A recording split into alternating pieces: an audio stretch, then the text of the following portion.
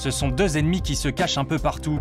Nous les ingérons plusieurs fois par jour depuis notre plus jeune âge. Le sucre et le sel.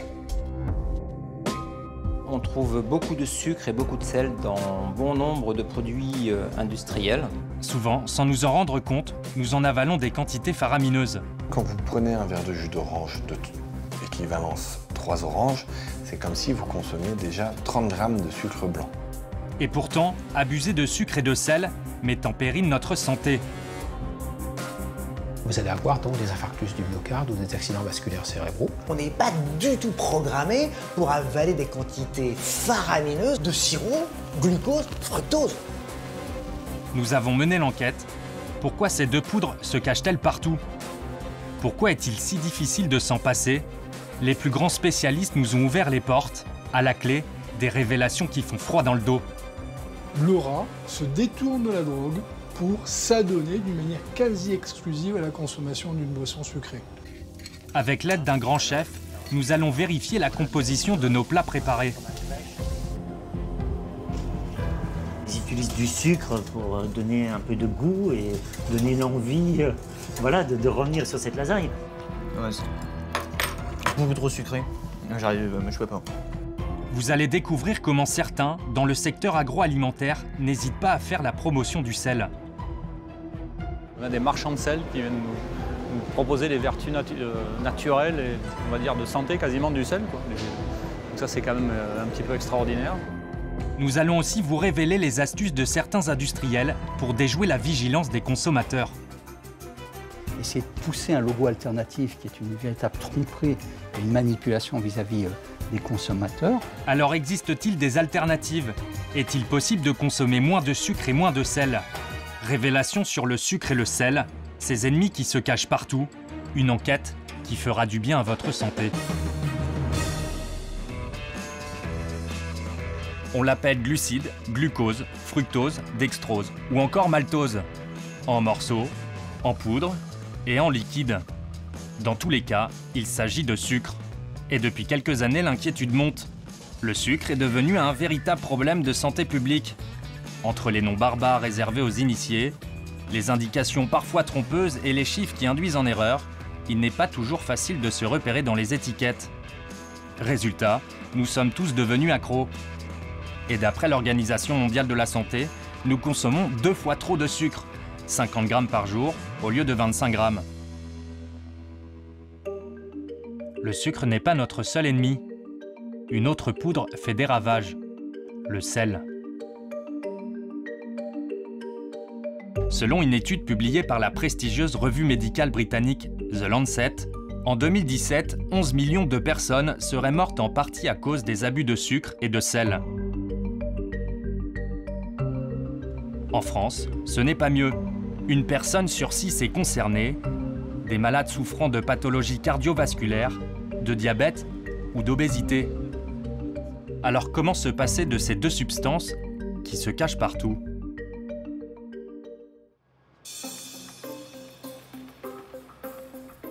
Pour vérifier s'il est possible de se passer de sucre, nous poussons la porte d'un spécialiste.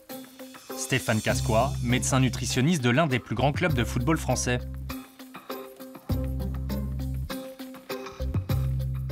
Le sucre, on en a besoin parce que le cerveau utilise aisément le glucose. On en a besoin et on le stocke dans le foie pour justement, lorsqu'on manque de sucre à distance des repas, on libère du glucose qui va aider à l'activité cérébrale et l'activité des autres cellules. Le sucre est donc nécessaire, mais attention, pas trop et surtout pas n'importe lequel. On a besoin de sucre, mais le sucre naturel, c'est quoi? On a besoin des fruits. C'est la saveur sucrée, j'allais dire, que l'équilibre alimentaire tolère, accepte bien volontiers. Mais pas à foison, hein. Les fruits, c'est 4 par jour, 4 fruits de taille moyenne, et 2 si on veut mincir un peu. Nous avons voulu nous rendre compte à quel point de nos jours il est difficile de se passer de sucre. Nous avons décidé de suivre Catherine, 46 ans. Cette chargée de production aimerait bien perdre un peu de poids tout en préservant sa santé. Son objectif, moins 5 kilos. Son arme, un régime sans sucre. Mais impossible de le mener seul. Catherine s'est donc tournée vers un diététicien nutritionniste. Pascal Nourtier va l'accompagner dans cette épreuve pendant un mois. Il commence par cerner les habitudes alimentaires de sa patiente. Alors, on va y aller par étapes. Le matin, au petit déjeuner, que mangez-vous? Du pain, yaourt parfois et kiwi parfois. D'accord. Et café au lait. Le midi, au déjeuner? Soit une salade, soit un plat, viande, légumes. Et en dessert? C'est variable, plutôt fromage blanc ou fruits. Et au dîner? Ça va être plus soupe, gratin de courgettes, fromage frais. Et en dessert? C'est pas trop de dessert. Ça va être plus un carré de chocolat ou... D'accord. Catherine a du mal à maigrir et pourtant, elle semble manger sainement. Pas de plats préparés, peu de dessert. Elle préfère les légumes, les fruits et les laitages. Mais comme vous allez le voir, le sucre se cache partout. Et ça commence dès le petit déjeuner. Le matin, Catherine a pour habitude de prendre un verre de jus d'orange et là, ça démarre mal. Dans le jus, vous trouvez aussi du... Sucre. Sucre. Tout à fait. On va considérer en moyenne, d'après vous, combien de sucre y a-t-il dans une orange? En grammes ou alors en carrés de sucre? Je dirais 2. Carrés de sucre? Bonne réponse. On va dire 10 grammes en moyenne. Donc, quand vous prenez un verre de jus d'orange de équivalence 3 oranges, c'est comme si vous consommiez déjà 30 grammes de sucre blanc. Autrement dit, avec un seul verre de jus d'orange, Catherine absorbe l'équivalent de 6 carrés de sucre, alors que l'OMS en préconise 25 grammes, soit 5 carrés de sucre pour la totalité de la journée. On va tenter l'expérience de supprimer l'ensemble des sucres. Toutefois, nous trouverons quelques sucres de constitution dans certains aliments. L'apport zéro en sucre n'est pas possible, mais on va essayer de le réduire en dessous de 10 grammes par jour. Moins de 10 grammes de sucre par jour, un vrai défi pour quelqu'un qui avait l'impression de ne pas en manger. Pour parvenir à son objectif de moins 5 kilos, Catherine va devoir faire des concessions. Le matin, à 8 h du matin? 2 œufs. Très bien, donc des œufs. On essaie? Ça marche? Et le café au lait, c'est pas... Vous ne consommez, on va dire, l'équivalent d'une seule cuillère à café de lait dans votre café. Nous allons pouvoir la considérer comme quantité négligeable de sucre, car le lait contient du lactose, qui est un sucre. Au niveau du déjeuner, des crudités, de la volaille. Bref, pas de pain, pas de fromage, pas de féculents, aucun fruit. Et surtout, pas de plat préparé. On se retrouve dans 2 semaines. Si ça ne va pas d'ici là, vous n'hésitez pas, je suis joignable. Catherine entame un parcours du combattant d'1 mois. La diète va être sévère. Au revoir, Pardon. merci. Bonne semaine, bon courage. Merci, bon courage. Au revoir. Dans la catégorie des sucres qui se cachent partout, il y en a un qui pose particulièrement problème, le fructose. Attention, il ne faut pas le confondre avec le fructose, celui qu'on trouve de manière naturelle dans les fruits. Cette molécule-là est un sucre industriel ultra concentré. Un vrai danger pour notre santé. Ce sirop de glucose fructose, il va aller dans les sodas qui vont passer super vite. Donc on n'est pas du tout programmé pour avaler des quantités faramineuses sous forme liquidienne de sirop glucose fructose. Du fructose, oui, mais du fructose de fruits en quantité modérée, maximum 4 par jour. Les risques liés au fructose, les problèmes cardiaques, le diabète et le surpoids. Le sucre est responsable très probablement d'une épidémie d'obésité.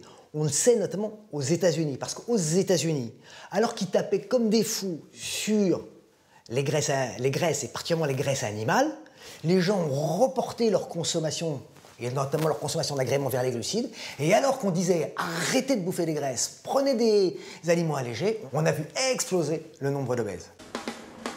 L'obésité a d'abord ravagé l'Amérique. Mais aujourd'hui, cette épidémie est arrivée chez nous, et parmi les premières victimes de cet abus de sucre, mais aussi de sel, Comme vous allez le voir, on trouve les adolescents. Notre enquête se poursuit sur la Côte d'Azur. En 2015, 17% de nos adolescents étaient considérés comme obèses, un chiffre en augmentation. Certains ont décidé de réagir. C'est le cas hier où, depuis 1992, un hôpital public vient en aide aux jeunes en surpoids. Ce centre leur propose des séjours de désintoxication à la malbouffe. Virginie Rottenauer, la diététicienne du service, est en charge de l'atelier cuisine. Donc en entrée, c'est une tarte de poireaux. Ensuite, nous avons du saumon fumé que sera au four, en papillote, avec des pommes de terre au four et une petite poêlée de poivrons avec des tomates et une compote. Certains pensionnaires sont là pour la journée, d'autres s'installent ici pour des périodes plus longues, jusqu'à plusieurs mois. Tu aromatises ton saumon, donc ça peut dire des tomates, oignons et des épices, d'accord? Est-ce qu'on met du sel dans le saumon, à ton avis? Non. Pourquoi? Parce que c'est déjà assez salé. Voilà, d'accord. Donc tu rajoutes du poivre et des épices et pas de sel. Ok? Ça marche? Vous savez pourquoi vous êtes obligé de cuisiner? Pour apprendre comment sont les plats à l'intérieur. Au lieu de les acheter au supermarché, on peut les faire nous-mêmes, allégés. Comme ça, on sait ce qu'il y a dedans, c'est beaucoup mieux. Tu mangeais quoi à l'extérieur avant de venir ici? Je mangeais moins équilibré. Ouais. J'allais dans les fast-food. C'est souvent un peu plus gras que ce que ça devrait être. Alors qu'ici, on apprend à justement faire juste ce qu'il faut, je pense. S'ils viennent dans ce centre, c'est parce qu'ils pensent aussi qu'au niveau de la santé, c'est une priorité. Et qu'ils voient que voilà, c'est le moment où c'est l'âge où on peut changer quelque chose encore. Avec le gras, les deux principaux ennemis des pensionnaires, ce sont le sucre et le sel. Nous, on ne veut pas qu'ils mangent trop salé pour l'hypertension, parce que déjà avec leur surpoids, c'est compliqué. Donc c'est pour ça qu'ils ont droit à 1 gramme de sel par repas. 1 heure plus tard, tout le monde à table. Pour assaisonner les assiettes, un seul sachet de sel par repas. Je vous laisse venir, chacun à votre tour. Allez. Le sel est banni de... Banni, non. On va dire que le sel est maîtrisé et qu'après, voilà, si il a été consommé, ils en ont plus.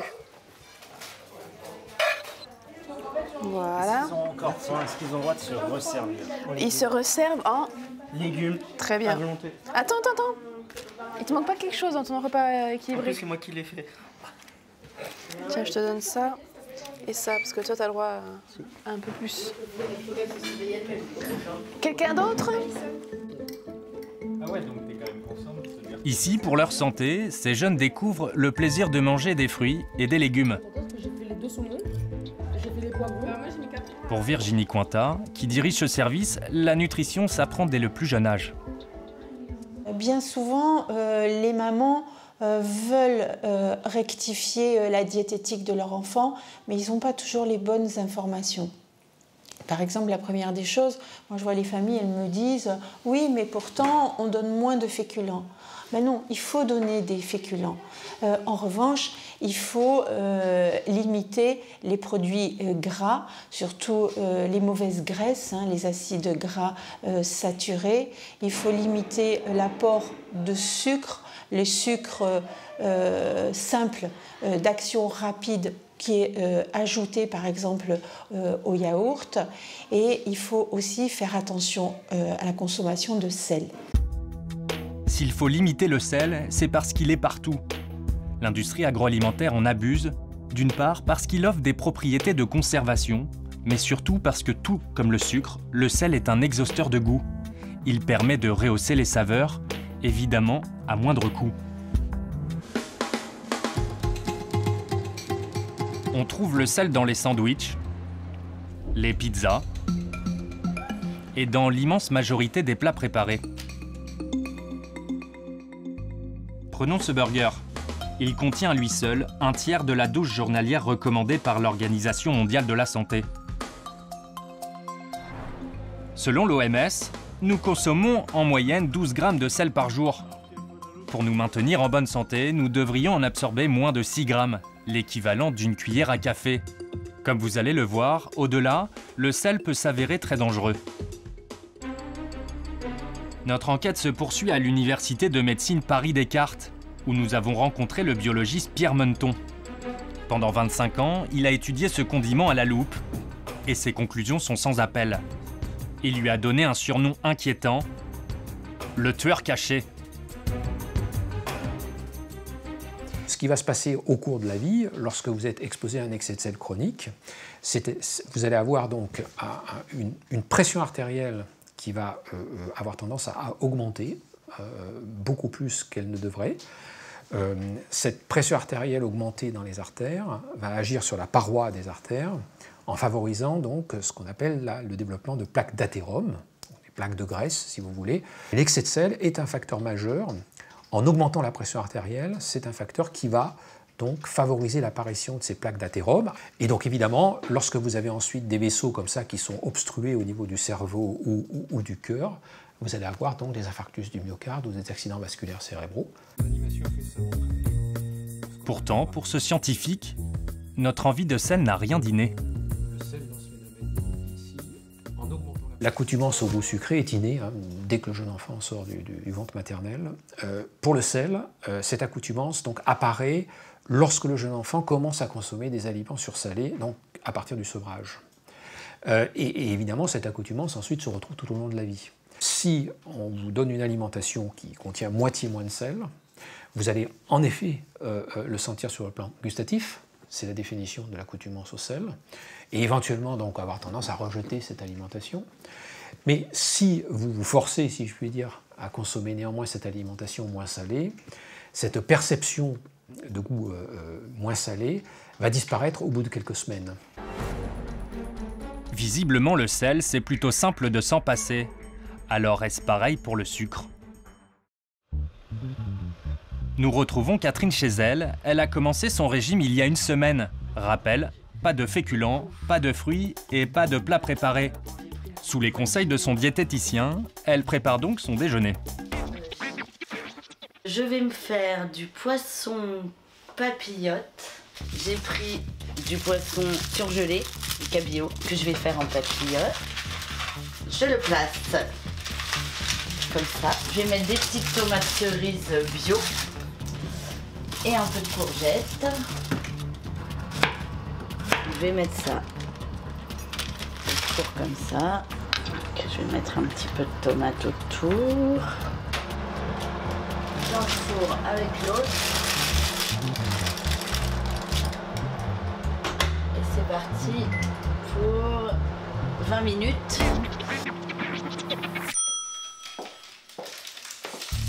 Il est temps pour Catherine de passer à table et de déguster sa papillote au poisson.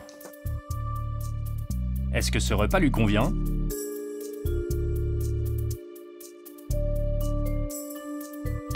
J'ai assez mangé parce que j'ai mangé en quantité raisonnable, mais j'ai écouté le nutritionniste qui m'a dit de manger jusqu'à ce que j'ai plus faim. Donc j'ai mangé pas mal de haricots verts, enfin voilà, j'ai mangé en bonne quantité. J'aurais dû manger des crudités en entrée, mais comme j'avais pas très faim, bon, j'ai préféré manger plus de légumes avec mon plat. Et puis après, à 16h, si j'ai faim, je mangerai des amandes. D'accord. Voilà, et ce soir, à nouveau, des protéines avec des légumes, peut-être un potage en entrée et toujours pas de dessert. Catherine n'a pas le droit au dessert, ni même aux produits laitiers comme les yaourts et le fromage, car on trouve du sucre appelé le lactose. Ce sucre est le sucre naturel du lait. Pour le moment, le régime sans sucre ne semble pas la perturber. Rendez-vous dans une semaine chez son diététicien. Se passer du sucre est une véritable épreuve pour beaucoup. Le sucre serait-il une drogue? C'est ce qu'affirme un homme. Nos investigations se poursuivent dans le sud-ouest de la France, à Bordeaux. En 2007, Serge Ahmed a publié une étude qui a fait grand bruit dans le monde scientifique. Ces travaux ont bousculé les idées reçues sur le sucre. Le sucre, une poudre blanche qui rend accro. Serge Ahmed reproduit pour nous cette expérience. Première étape, préparer une solution avec 10% de sucre, un dosage qui ne doit rien au hasard. 10%, c'est la concentration qui correspond au plaisir maximum, à ce fameux point de félicité.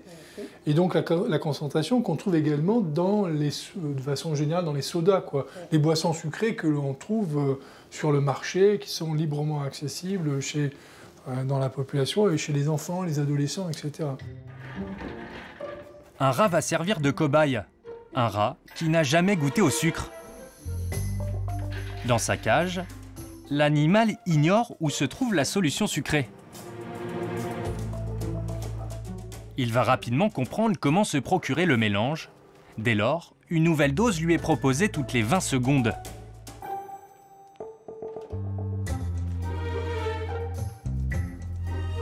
Après quelques minutes seulement, une première conclusion s'impose. Et elle est très surprenante. Et là, ça fait à peine 20 minutes que ça a débuté, et comme tu vois, il est déjà complètement à fond. Il a de suite acquis le comportement d'eau sucrée, il est de suite allé boire sur la cupule, et là, il est impatient, je vois, il est déjà en train de mordre tout, et il est déjà en 20 minutes, il est complètement déjà accro sur le sucre. D'accord, ça démontre encore une fois cette puissance extraordinaire du potentiel addictif du goût sucré. Là, l'animal a accès pour la première fois, donc là, dans cet exemple-là, à du sucre, mais il a tout de suite compris que son comportement allait être récompensé par du sucre. Dans un contexte quand même assez artificiel, il y a de la lumière, nous on est là, et néanmoins l'animal va boire d'une manière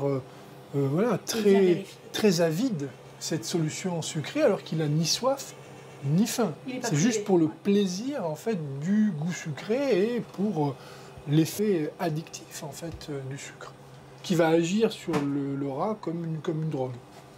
Le sucre, une drogue. Une drogue dure, car comme vous allez le voir, l'expérience de Serge Ahmed ne s'est pas arrêtée là. Pour démontrer le pouvoir addictif du sucre, à l'époque, le scientifique avait rendu les rats accros à la cocaïne. Les rongeurs pouvaient boire à 2 robinets. Dans l'un, l'eau cocaïnée, dans l'autre, du sucre. Et les résultats ont été stupéfiants. On a proposé aux animaux un choix entre cette boisson sucrée et une dose de drogue. Ça pouvait être de la cocaïne, de l'héroïne, et dans d'autres laboratoires, ils ont aussi testé de la méthamphétamine, de la nicotine et même de l'alcool. Et dans toutes ces expériences, dans tous ces différents laboratoires, la même observation a été faite. Le rat se détourne de la drogue pour s'adonner d'une manière quasi exclusive à la consommation d'une boisson sucrée, démontrant que le sucre est vraiment très récompensant et pour certains individus même peut devenir addictif. Conclusion de l'expérience, dans le cerveau du rongeur, le sucre est 8 fois plus addictif que des drogues dures. Chez l'être humain, l'effet est le même que chez le rongeur. Le plaisir qu'il procure est hautement addictif. Et comme vous allez le voir, s'en passer peut s'avérer douloureux.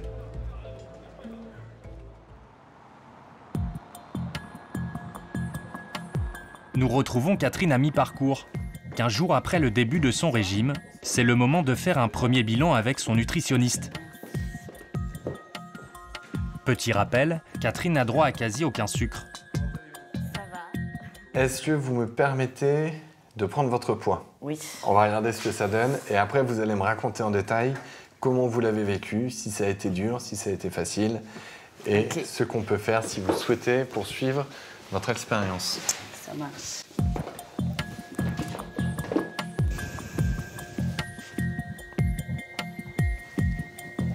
Moins 1,7 en 2 semaines. C'est énorme. Catherine n'est pas une grosse consommatrice de sucre. Et pourtant, même pour elle, arrêter les glucides n'a rien de simple. J'ai eu très mal à la tête pendant 2 jours, les 2 premiers jours. Alors, c'est souvent décrit quand on arrête subitement le sucre comme vous l'avez fait, on crée un manque évident dans votre corps et psychologiquement, on peut parler de traumatisme. Ce sont des symptômes d'addiction. Une addiction qui a même fait craquer Catherine. Évidemment, je ne pouvais pas boire d'alcool. Juste à une réunion de famille, j'ai mangé un petit bout de tarte aux framboises. Donc ça, c'est du sucre. Ah bah ça, ah bon. Donc là, sur ce coup, bon, ben, la tarte aux framboises, c'est du sucre. Comment vous vous êtes senti après? Très bien. Non, mais bon. vraiment. Le sucre, en fait... Je l'ai vraiment dégusté. Voilà. Et en fait, avez-vous remarqué que votre façon de la savourer n'était pas du tout la même qu'avant? C'est sûr. Avant, vous l'auriez peut-être mangé, mais vous ne vous en seriez peut-être même pas souvenu dans les 15 jours qui suivent. C'est vrai? C'est possible. Le sucre, avant tout, est là pour apporter une notion de plaisir. Comment vous voyez la suite des choses? Je veux bien pouvoir boire du champagne. Pour la coupe de champagne, Catherine va devoir patienter. En revanche, Pascal fait un geste pour le plaisir de sa patiente. Il lui accorde 2 rations supplémentaires de fromage blanc, sans sucre ajouté, bien évidemment. Merci beaucoup. Catherine va-t-elle tenir 15 jours de plus? Et cette fois, sans aucun écart? Notre addiction au sucre et au sel s'est accentuée depuis la fin des années 70. Depuis, le nombre de plats préparés n'a cessé d'augmenter dans nos frigos. Et avec eux, nos ennemis, le sucre et le sel. Présents en grande quantité dans ces produits, et à cause d'étiquettes trop complexes, nous avons pourtant souvent beaucoup de mal à les démasquer. Pour vérifier à quel point les industriels abusent de ces 2 exhausteurs de goût, nous allons tenter une expérience. Comparer un plat de lasagne industrielle à une recette maison. On va mettre des cuillères ici, je vais mettre les 2 placards. Philippe Escoffier, un célèbre chef parisien, a bien voulu se prêter au jeu avec l'aide de son fils Sacha. Ils vont simultanément concocter des lasagnes de façon industrielle et des lasagnes artisanales. Vous allez voir que la recette n'est pas vraiment la même.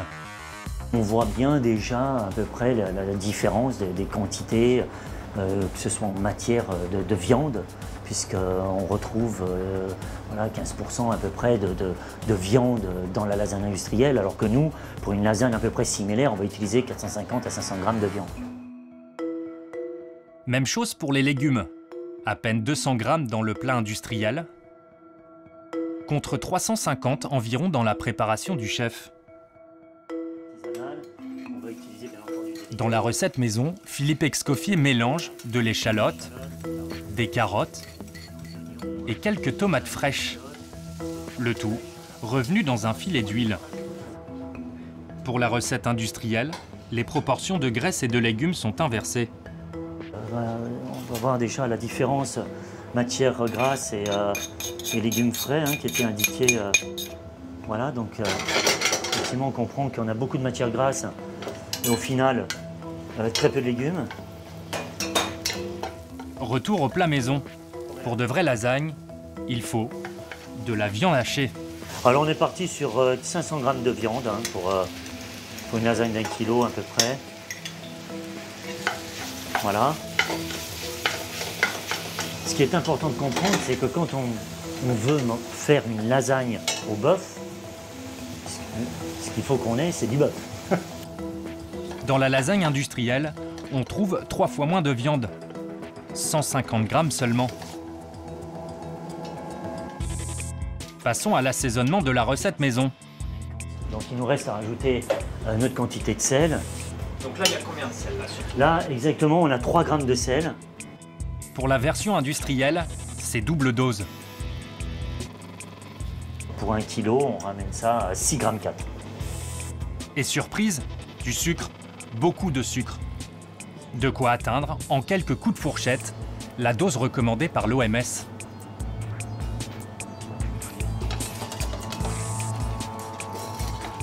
Je pense qu'ils utilisent du sucre pour donner un peu de goût et donner l'envie voilà, de revenir sur cette lasagne. Mais clairement, il n'y a pas besoin de sucre dans une lasagne.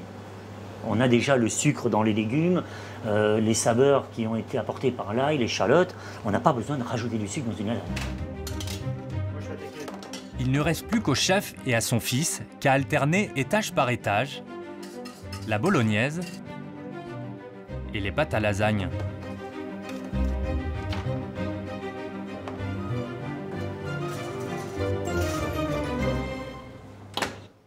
Après 30 minutes de cuisson, le chef et son second vont goûter les deux préparations. À gauche de l'écran, les lasagnes maison. À droite, les lasagnes à la mode industrielle. Le chef commence par le plat artisanal. Dans cette lasagne, on voit quand même la matière, on voit la viande, on voit les légumes. Et donc, c'est très chaud, fais attention. C'est bon. C'est bon, ça a du goût. Ça a du goût, c'est assez onctueux. On a la viande, on a la matière, on a des carottes, on les voit bien et ça donne envie. Non, c'est pas sec. Ça donne envie. Place à la recette industrielle. On voit surtout la tomate, on voit pas trop la viande. On voit les pâtes.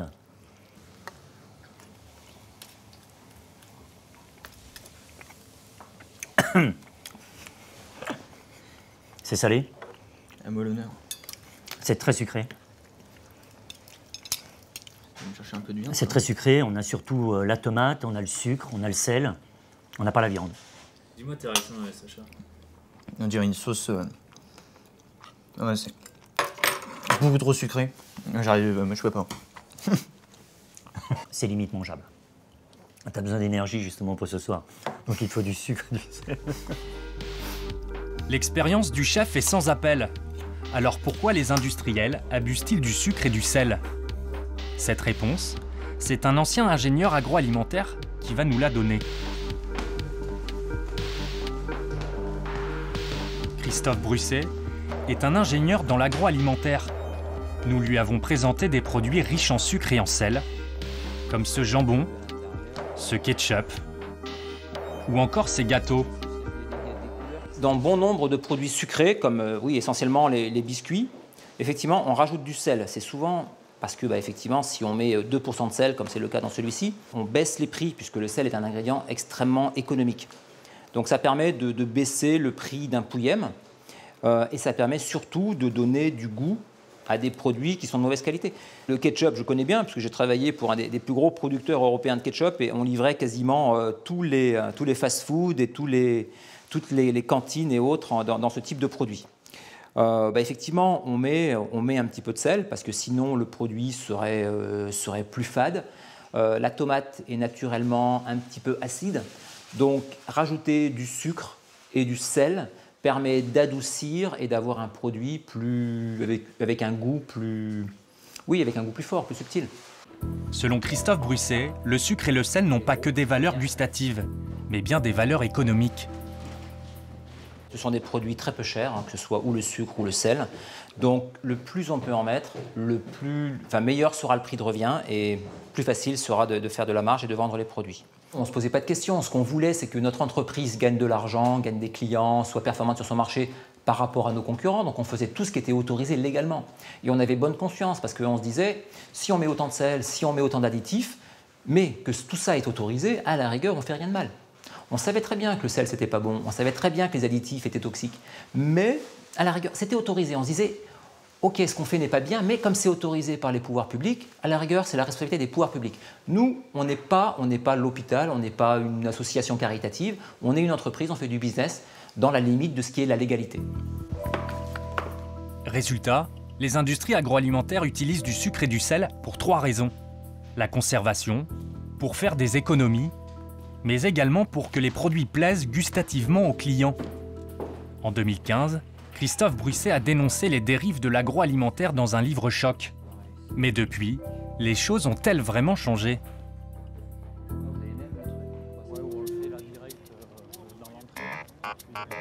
Un jeudi matin, en banlieue parisienne, un député s'intéresse de très près au sucre et au sel dans nos assiettes. En septembre 2018, Loïc Prudhomme dépose à l'Assemblée nationale une enquête sur la malbouffe.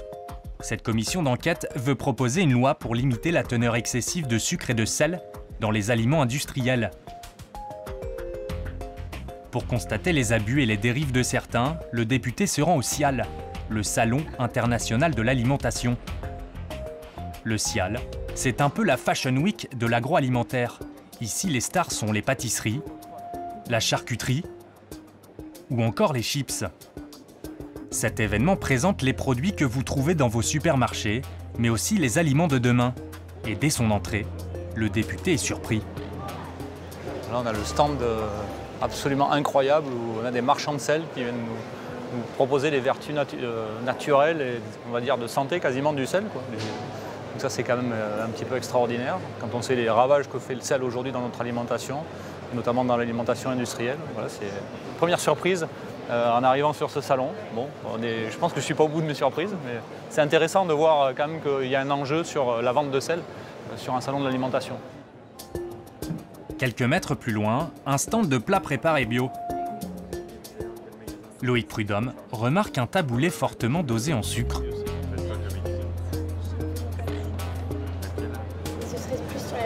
Donc là, il y a 7 grammes de sucre quand même dans le taboulé. Ah, c'est assez variable d'un produit à l'autre, mais il y a du sucre dans le taboulé. 7 grammes de sucre. 7 grammes de sucre pour 100 grammes dans ce taboulé, c'est 3 fois plus que le taboulé non bio d'une marque distributeur. Bonjour, je suis député, je travaille sur un rapport, une commission d'enquête sur l'alimentation industrielle. D'accord. Donc je m'intéressais aux plats préparés. Là, sur le taboulé, il y a quand même 7 grammes de sucre pour 100 grammes. Et je me posais la question si c'est quand même pas un peu élevé pour un plat qui se veut plutôt un plat, enfin je veux dire, un plat sain et ça. Et voilà. Non, après on essaye vraiment, même au niveau du sel, de réduire au maximum les teneurs en sel. Dans leur taboulé, on trouve 1,2 g de sel. Et dans le nôtre, moins d'1 gramme seulement.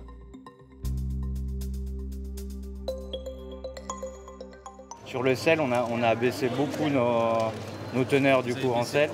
Après, je vous avoue que je suis un peu nouveau dans la société et du coup, enfin voilà, je suis un peu récent, ça fait à peine 6 mois que je suis là.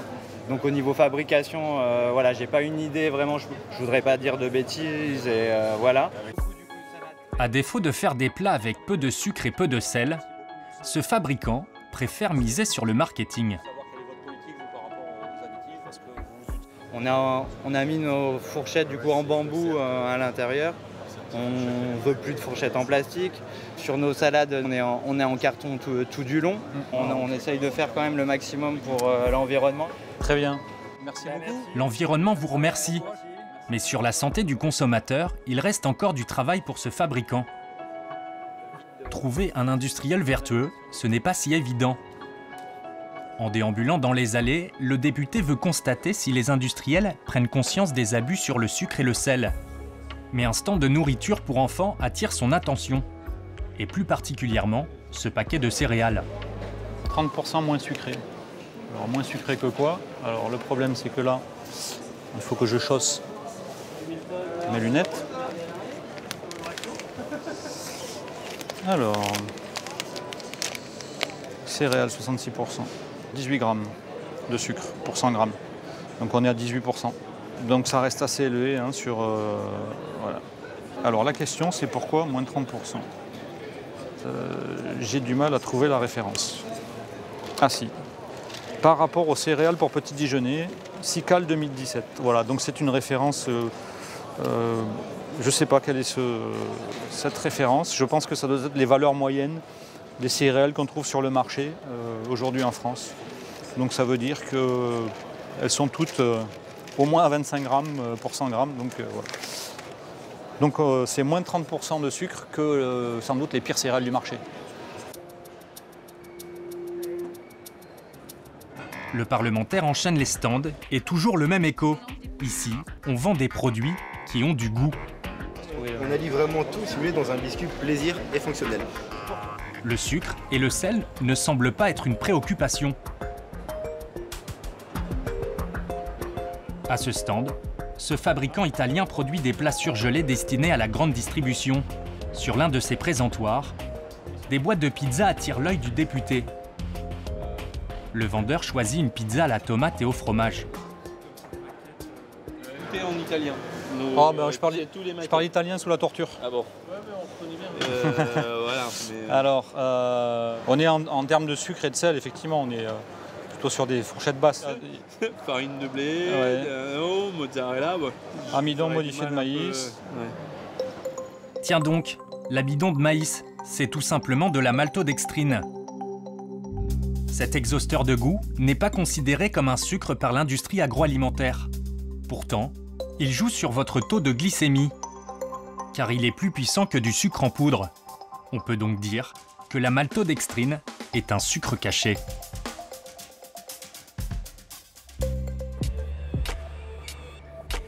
Pour le député, c'est au gouvernement d'imposer une quantité maximale de sucre et de sel dans les produits industriels, ce qui pourrait nous permettre de respecter les préconisations de l'Organisation mondiale de la santé. Il faut légiférer parce que c'est toute la question des engagements volontaires. Si je dis moins de sucre que mon voisin et que le client se détourne parce qu'il préfère aller chez le voisin, on a avancé en rien sur la santé des consommateurs. Donc s'il n'y a pas un cadre réglementaire et législatif qui dit on met tout le monde à tel niveau pour se conformer aux standards de l'OMS, en fait on tourne en rond et on n'avancera pas à améliorer drastiquement la santé de nos concitoyens. Il y a guère que d'autres solutions que de contraindre par un cadre législatif. En attendant qu'une réglementation voie le jour, les consommateurs devront donc redoubler de vigilance et regarder à la loupe ce qu'ils mettent dans leurs assiettes. Catherine n'a pas faibli. Déterminée, elle entame sa 4e semaine de régime sans sucre. Ce soir, elle reçoit des amis et sort faire quelques courses. Les emplettes ne vont pas être simples, car le sucre, on en trouve dans beaucoup d'aliments. Des tomates cerises parce que j'ai le droit d'en manger. Des chips pour les garçons. Moi, évidemment, j'ai pas le droit parce qu'il y a 4,4 grammes de sucre pour 100 grammes. Donc voilà, ça c'est fait, donc c'est pas pour moi. Elle va devoir déchiffrer les étiquettes de chaque produit. Et à chaque fois, même constat. Sucre, 2 grammes.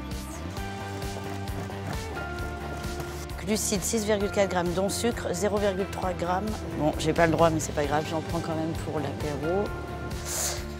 De l'eau pétillante, parce que j'ai pas de choix, je ne peux boire que ça.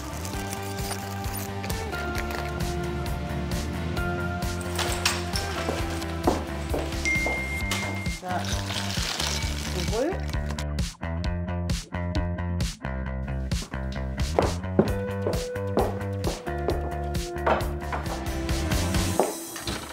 Bonsoir. Bonsoir.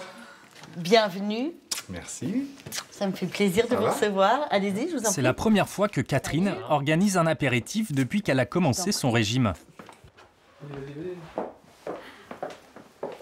Installez-vous.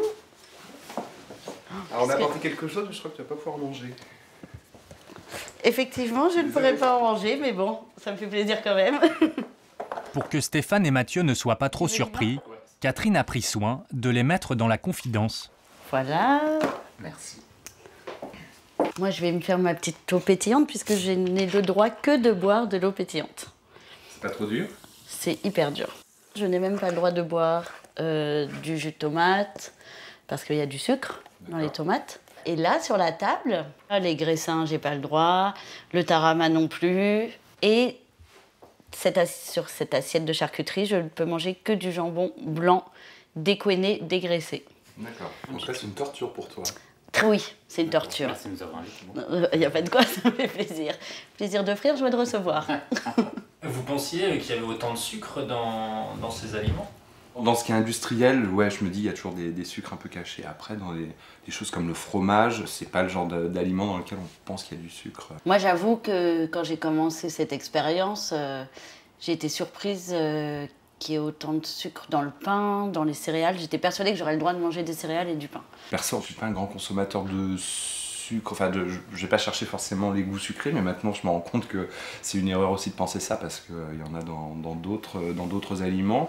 Il faudrait que je prenne la peine de mesurer pour savoir où j'en suis de ma consommation. Chine, ça me fait tellement plaisir de trinquer avec vous. Allô ? Si les consommateurs prennent lentement conscience de ce qu'ils mangent, c'est en partie grâce aux lanceurs d'alerte. Pour dénoncer les abus des industriels, des scientifiques ont mis leur carrière en péril. C'est le cas de Pierre Menton, rappelez-vous, le chercheur qui a surnommé le sel le tueur caché. En 2006, il a dénoncé les dégâts d'une surconsommation de sel. Ses travaux l'ont plongé dans une bataille judiciaire contre les lobbies de ce cristal blanc. Attaqué pour diffamation, dans des courriers adressés à sa direction, les industriels demandent sa tête. Vous trouvez par exemple ici des propos comme dans un récent passé, adressé au directeur général, nous avons alerté sur les attaques sans fondement scientifique à l'égard du sel alimentaire auquel dans sa monomanie Pierre Menton se livrait sans discernement ni mesure. À la fin de la lettre, vous avez donc, vous voyez, alors ça c'est très intéressant, nous invitons dès à présent à prendre à l'égard de ce chercheur extravagant les sanctions qui s'imposent et de publier un communiqué marquant clairement que l'INSERM se désolidarise de ces allégations concernant les ingestats sodés, l'apport en sel et les accidents cardiovasculaires. Cette demande de sanctions à l'égard du chercheur restera lettre vaine. En 2012, il gagnera son procès contre les lobbies du sel. Mais Pierre Menton n'est pas le seul à avoir subi des pressions des lobbies. L'ancien ingénieur agroalimentaire Christophe Brusset a lui aussi été menacé. Depuis, il a choisi l'exil.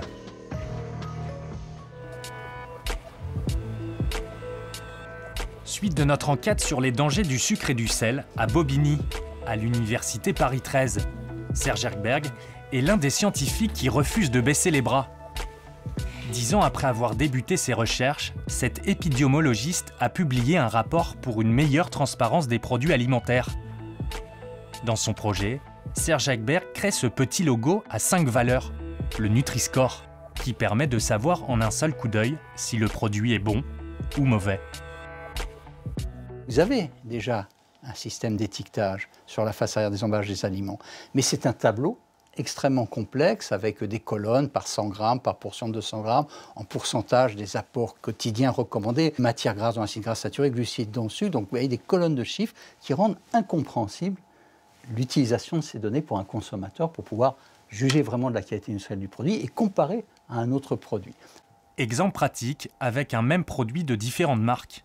Si vous regardez par exemple des céréales petit déjeuner, il y a 450 marques de céréales petit déjeuner sur le marché français, eh bien vous allez voir qu'il y a une variabilité considérable entre certains qui vont être classés A et d'autres qui vont être classés D ou E, c'est-à-dire plus proches de friandises, de confiseries que de céréales. Et donc, grâce aux recherches, on élabore un score, c'est-à-dire qu'on va donner des points négatifs lorsqu'il y a des substances qui ne sont pas favorables à la santé, gras, sucre, sel, donner des points positifs quand il y a des substances plus favorables à la santé, les fibres, les fruits et légumes, et on va pouvoir ensuite avoir 5 catégories qui vont aller du A, du vert, meilleure qualité nutritionnelle, au E, le rouge, moins bonne qualité nutritionnelle. Et quand vous regardez un seul produit qui a exactement la même appellation, le muesli croustillant au chocolat, si vous regardez tous ces emballages, ils sont équivalents. Et bien, quand on regarde le Nutri-Score, selon la marque, ça peut aller de A à E. Prenons par exemple dans ce tableau comparatif ces mueslis d'une marque distributeur. S'ils sont notés D, c'est surtout à cause de leur grande quantité de sucre et d'une présence de sel. En revanche, si cette autre marque de muesli est notée A, c'est bien grâce à une quantité plus faible de sucre et une absence totale de sel. C'est important pour le consommateur de le savoir. Et donc, il n'a pas d'autre moyen que par un système simple. En 2015, le Nutri-Score aurait dû être instauré en France, mais les industriels s'y opposent. L'ANIA, l'Association nationale des industries agroalimentaires, n'a pas hésité à faire pression sur les ministres de l'Agriculture et de la Santé de l'époque pour torpiller le Nutri-Score. Il y a eu des pressions indirectes, jamais de pression directe, mais des pressions indirectes pour tenter de marginaliser le logo, marginaliser nos travaux de recherche. Il y a eu même des courriers de ministre à ministre, du ministre de l'Agriculture, essayant de faire pression sur la ministre de la Santé de l'époque pour dire non, c'est pas bien le Nutri-Score. Les lobbies ont visiblement su convaincre. La preuve avec cette lettre que nous nous sommes procurée, adressée par Stéphane Le Foll, le ministre de l'Agriculture de l'époque, à Marisol Touraine, alors ministre de la Santé. L'étiquetage ne doit pas stigmatiser les produits, et le Nutri-Score doit être soutenu par les fabricants de produits alimentaires et par les distributeurs. Le ministre conclut : le système dit 5C ou Erkberg ne semble pas de nature à remplir ces conditions et m'apparaît par conséquent comme une piste à écarter. Autrement dit, les industriels ne sont pas obligés d'apposer le Nutri-Score sur leurs produits. Les géants ont préféré un barème bien à eux qui les avantage. Exemple avec cette star des sodas, célèbre pour son taux de sucre. Ici, comme par magie, sur 5 critères, 3 sont au vert. Pour Serge Erkberg, les industriels ont trouvé la parade. Au lieu de faire le calcul pour 100 grammes, ils l'ont fait par portion. Et comme c'est eux qui fixent la taille de la portion, il suffit de calculer sur une petite portion, et vous voyez que miraculeusement, du moins pour la société qui commercialise cette pâte à tartiner, eh bien les 3 rouges sont transformés en 3 oranges. C'est exactement les mêmes chiffres. Vous voyez un bon exemple de la tromperie, puisque le système fait pâlir les couleurs. Pour le Nutri-Score, ça reste toujours rouge. La bonne nouvelle, c'est que certains géants de l'agroalimentaire cherchent des solutions pour réduire le sucre et le sel. Ceux-là n'ont aucun problème à adopter le Nutri-Score. Nous nous rendons en Vendée, chez le premier producteur de charcuterie en France. Le chef de la marque, Laurent Marcot, a découvert la solution miracle pour diminuer le sel. Avec un ingrédient mystère, le céleri. Le céleri branche, vous voyez, c'est une plante, donc c'est une plante très aromatique et donc qui apporte, elle a cette faculté, c'est d'apporter une saveur salée en bouche, mais bien sûr sans chlorure de sodium. On l'utilise beaucoup même dans des crudités. Si par exemple demain vous faites une salade de carottes, vous faites des carottes râpées, et bien dans ces carottes râpées vous allez rajouter un tout petit peu de branche de céleri comme ça, vous la coupez très finement, comme ceci, et bien ça, rajouter par exemple dans des carottes râpées, même dans votre salade verte, ça va vous permettre de diminuer le sel de votre vinaigrette tout en ayant une saveur et en même temps d'apporter un peu de craquant en bouche. Si le chef est si fier de sa trouvaille, c'est que le céleri associé à différents légumes tels que les carottes, le persil, les oignons ou encore le laurier permet de réaliser un savoureux bouillon. Donc là je mets l'eau froide. Cette décoction va mijoter pendant plus d'1 heure et être plus goûtue. Cette cuisson va nous permettre d'extraire vraiment tout ce qu'il y a dans les plantes aromatiques, tout ce qu'il y a dans la sauge, pas uniquement le goût, mais également toutes les vertus de ces plantes-là. Je vais me servir de mes décoctions comme si je me servais d'une épice, comme si je me servais de sel, mais à la place du sel. Cette recette a permis de diminuer l'apport en sel des produits de la marque. Pour le chef Laurent, de la charcuterie avec moins de sel, c'était impensable. Quand vraiment le métier de la nutrition s'est rapproché du métier de la cuisine, ça a été compliqué au début, je dois dire. Hein. On ne se comprenait pas tous les jours.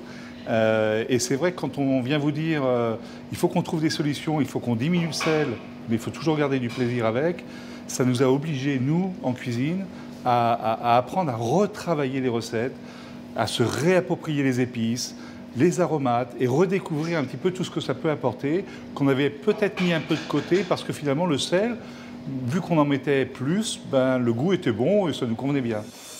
À l'usine de Pouzauges, les noix de jambon déroulent sur le tapis. Grosses noix, pâtissières, semelles ou encore le rond de gîte sont dégraissés et décoinés par les couteaux des préparateurs avant d'être baignés dans le bouillon.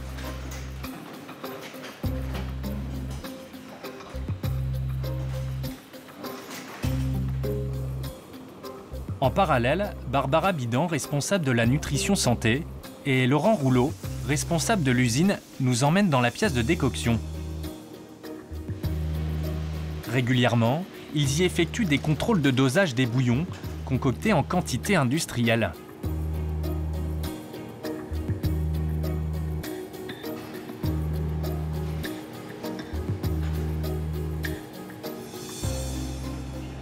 C'est très important en fait de faire le lien avec ce qu'on a vu avec le chef Laurent ce matin, c'est-à-dire moins de sel et autant de goût, et faire en sorte qu'après en usine, ils arrivent à l'appliquer de façon plus importante, en grande quantité, et s'assurer finalement qu'il n'y ait pas d'écart de perception de goût entre l'essai fait en cuisine et le produit fini auprès du consommateur. Donc on regarde tous ces stades-là. Après plus d'1 heure de préparation, ce bouillon de 50 litres est prêt. Une fois que la décoction est prête, l'étape d'après, ça va être de rajouter le sel, donc on a déterminé, pour pouvoir en fait et à la fois apporter du goût, mais surtout, ça va surtout permettre de conserver le jambon. Une fois le bouillon et le sel nécessaire ajoutés, le mélange salant est donc prêt. Les noix de jambon sont emmenées puis versées dans une cuve où se trouve ce mélange allégé en sel. Ces derniers y sont tournés pendant 24 heures afin qu'ils s'y imprègnent correctement. Aussitôt terminés, ils sont triés puis dispatchés dans ces caisses hermétiques avant de cuire à basse température. 9 jours après, les jambons sont mis en barquette.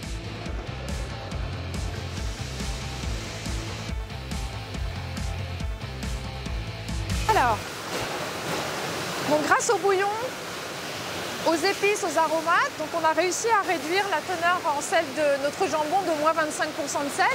Et concrètement, ça se traduit très simplement pour le consommateur. Il suffit qu'il regarde le Nutri-Score. Un jambon qui est classiquement C va devenir B grâce à la réduction du sel. La chasse au sel, la marque l'a lancée il y a plus de 15 ans. Mais pour le sucre, ils n'ont pas encore trouvé la parade. C'est possible d'enlever le sucre du jambon?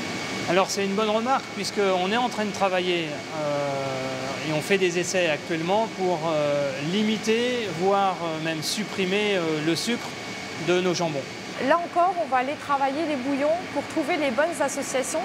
Finalement, gommer l'amertume qu'on avait naturellement et trouver là encore par la cuisine des moyens en fait d'avoir des rondeurs, des typicités de goût, mais en enlevant le sucre et en baissant le sel.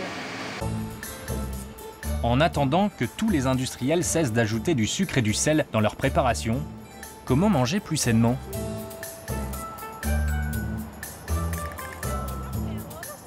Une diététicienne, Cécile Castellan, a décidé de sensibiliser les futurs consommateurs. Bon, on va se mettre au travail. Un atelier pour éduquer les palais de Gabrielle, 11 ans, Margot, 10 ans et Alix, 8 ans. Bon, et donc du coup, quels sont les légumes que vous aimez et quels sont les légumes que vous n'aimez pas? Des haricots verts. Tu aimes les haricots verts? Ouais. Des carottes. Ouais. J'aime bien les courgettes. Après, j'aime bien aussi le poivron. Ouais. C'est très bon, moi, je trouve. Je suis plus difficile, mais j'aime bien les tomates, la courgette et peut-être les échalotes et les oignons, ça passe un peu moins bien. La diététicienne leur a élaboré un repas complet, facile et rapide à faire.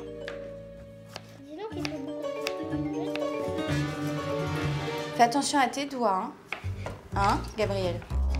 Pour le plat principal, elles vont préparer un gratin de courgettes et d'aubergines. Toutes les trois mangent d'habitude du fait maison, mais pas que. Les filles, est-ce que ça vous arrive de manger des plats qui sont déjà préparés? Oui. Souvent, ce qui est bien, c'est que ça va un peu plus vite et quand on est pressé, on peut manger un peu plus vite pour moins de temps de préparation. Et est-ce que vous savez ce qu'on trouve dans les plats industriels? Des additifs. Ouais. Il y a beaucoup d'additifs. C'est quoi les additifs? C'est des produits qui sont pas toujours très bons. Quand on mange, c'est pas très bon de manger ça. Des colorants parfois. Aussi des trucs pour contre les herbes. Les bestioles. Contre les bestioles, contre les herbes. Voilà, les pesticides. Et aussi, il y a les conservateurs, c'est pas très bon. Sur l'alimentation, toutes les trois semblent bien sensibilisées. Pourtant, aucune ne cite ni le sucre, ni le sel. Alors Cécile Castellan leur donne une petite leçon d'histoire de l'agroalimentaire. Pour donner un goût aux aliments agréables. En fait, il y a quelques années, on a pensé que ce qui était très mauvais pour la santé, on a pensé que c'était le gras. Et donc en fait, il y a beaucoup d'industriels qui se sont dit qu'il fallait absolument faire la chasse au gras et donc en fait, ils l'ont remplacé par du sucre. Voilà pourquoi aujourd'hui, on trouve du sucre à peu près partout. Et le vrai problème, c'est que vous, par exemple, qui allez connaître des aliments qui sont constamment sucrés, eh bien, vous allez avoir une habitude du sucre et votre palais va s'habituer, mais trop s'habituer aux produits sucrés. Et vous allez en réclamer du sucre, encore et encore. C'est un cercle vicieux. Si dans la recette de ce gratin, la diététicienne n'ajoute pas de sucre et de sel, c'est que certains aliments en contiennent déjà.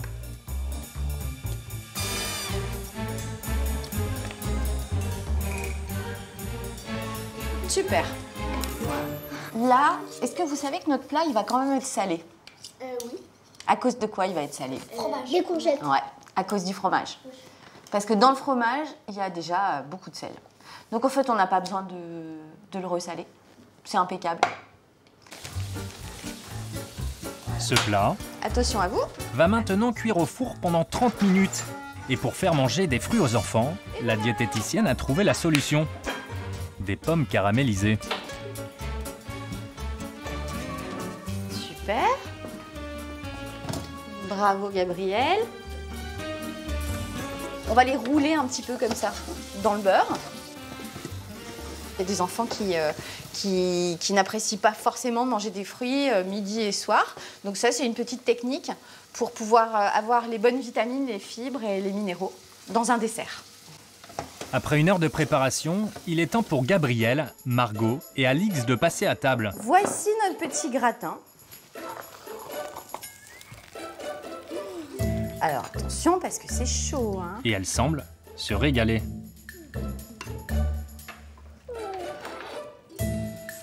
Bravo. Est-ce que ça manque de sel ou de sucre, ce plat? Non, non, pas du tout. Pas du tout. Pas du tout. On n'aurait pas eu besoin de rajouter du sucre. Ça aurait donné quoi? Un goût un peu bizarre. Oui, pas très bon. Ouais. Il est temps de passer au dessert. Un riz au lait fait maison, avec les fameuses pommes caramélisées. Sans sucre ajouté, bien entendu.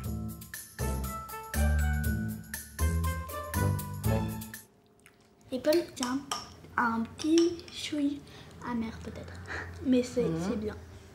Ah bah oui, parce que tu sais, quand on est habitué à manger des desserts industriels qui sont bien sucrés, après, pendant un certain temps, on trouve que les desserts faits maison, on trouve qu'ils sont un peu plus fades, moins sucrés. Et en fait, après, ta bouche, elle retrouve l'habitude de manger moins sucré. Et après, c'est l'inverse. C'est-à-dire que quand tu as repris l'habitude de manger normalement, moins sucré, quand tu regoutes un truc industriel, comme un riz au lait industriel, par exemple, un truc comme ça, tu vas le trouver trop sucré, tellement trop sucré que ça va t'écœurer. Les préparations industrielles modifient nos papilles et nous font donc oublier le goût naturel des produits. Comme vous allez le constater, limiter le sucre devient même tendance chez certains artisans.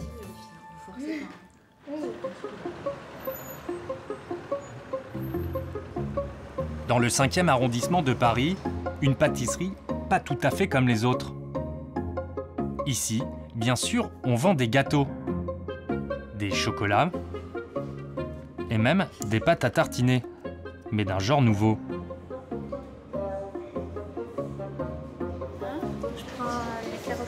Des trucs au chocolat? Les 2 éclairs au chocolat, puis toi, Camille, qu'est-ce que tu veux? L'éclair au chocolat. Ok, bah moi je vais prendre la tartelette passion. Tartelette au citron aussi pas mal.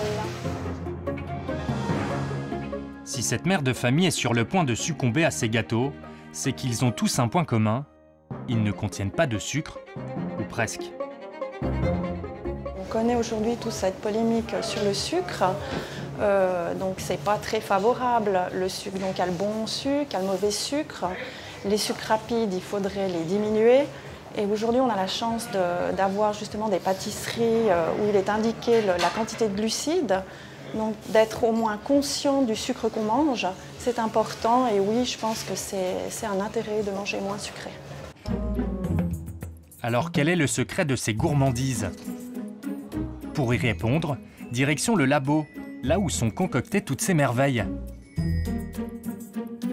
À première vue, rien de différent avec une pâtisserie traditionnelle. Pourtant, sur les étagères, on trouve des ingrédients d'un genre particulier. Et l'ingrédient magique, ce sont ces édulcorants, des produits naturels dont seul le goût est sucré. Autrement dit, ils n'impactent pas le taux de sucre dans votre sang, ce qu'on appelle la glycémie. Le plus surprenant, ce sont les chocolats. Tenez-vous bien, 0 g de sucre. On a utilisé donc, comme sucre, pouvoir sucrant, du maltitol dans le chocolat. Le maltitol, c'est un édulcorant naturel issu du malt, donc des céréales, qui est utilisé, qui a un index glycémique très très faible, donc qui est intéressant pour la glycémie. et qui a toujours ce goûter sucré sans en avoir le côté, les intérêts nutritifs du sucre. Ces substances permettent de tromper notre palais. Mais s'agit-il pour autant de produits light? On garde la matière, le chocolat, on n'enlève pas le gras dans le chocolat parce qu'on n'aurait plus le goût de chocolat et ce serait plus fondant. On utilise du beurre, on utilise de la crème. On n'est pas du tout sur du light, d'accord? On est vraiment sur tous les sucres raffinés qu'on a complètement enlevés. Donc aussi bien les farines blanches, comme je vous l'ai dit, que les sucres blancs. Donc pas de saccharose, pas de farine de blé blanche. La tarte au citron, par exemple, elle contient à peu près 12 grammes de glucides. Une tarte au citron normale, ce serait plutôt 60-70 grammes de glucides. Les glucides, c'est le nom scientifique du sucre. Et cette tarte en contient 6 fois moins qu'une tarte classique. Pour obtenir ce résultat, Alix Bornon fait le choix de supprimer l'ensemble des sucres raffinés, soit le sucre blanc issu de la betterave et le sucre roux issu de la canne à sucre. Le projet des Belles Envies a démarré en 2016. Depuis, ses créations cartonnent. Elle s'apprête à ouvrir sa 3e pâtisserie, la preuve d'une tendance émergente.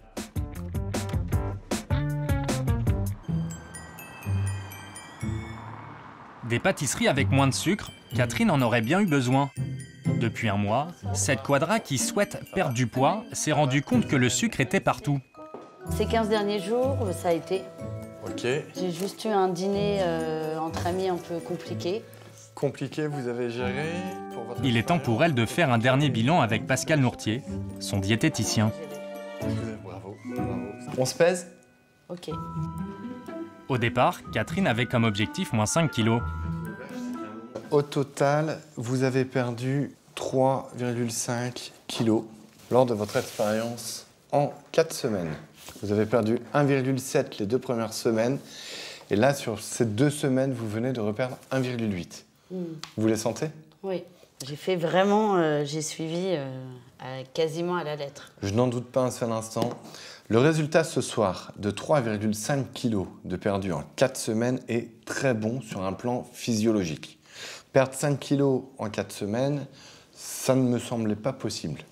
Alors, l'impact de l'arrêt du sucre est majeur, compte tenu que le sucre a comme sa principale qualité, c'est d'apporter de l'énergie. Donc quand on coupe l'énergie que vous consommez, on va forcer et contraindre le corps à fabriquer et à piocher dans les réserves. Donc le fait que vous ayez quand même eu une alimentation riche en protéines, en vitamines, en minéraux et en fibres a permis de préserver votre métabolisme et votre corps. L'expérience est terminée. Pour autant, Catherine compte bien ne pas reprendre ses kilos perdus. Si en plus, oui, je pense que je vais garder ces habitudes, enfin, en tout cas certaines de ces habitudes alimentaires. Je ne dis pas que je vais me remanger du jambon et des œufs tous les matins. Non, mais c'est un peu dur. Ouais, c'est un peu coriace ça. Vous aimez le chocolat? J'adore. Si Catherine a réussi à réduire ses quantités de sucre et perdre du poids, ça n'en reste pas moins un défi très compliqué. Le sucre, on le trouve partout dans les rayons des supermarchés ou presque, et faire ses courses autrement demande du temps. Au fil de notre enquête, nous l'avons vérifié. Limiter les abus de sucre et de sel, ce seraient des millions de vies qui seraient sauvées chaque année. Pour cela, plusieurs pratiques s'imposent. Lutter contre le lobbying de certains industriels, apprendre à bien lire les étiquettes et à ne pas hésiter à revenir à l'essentiel. Préparer une bonne vieille recette avec des produits frais en faisant attention au sucre et au sel, évidemment.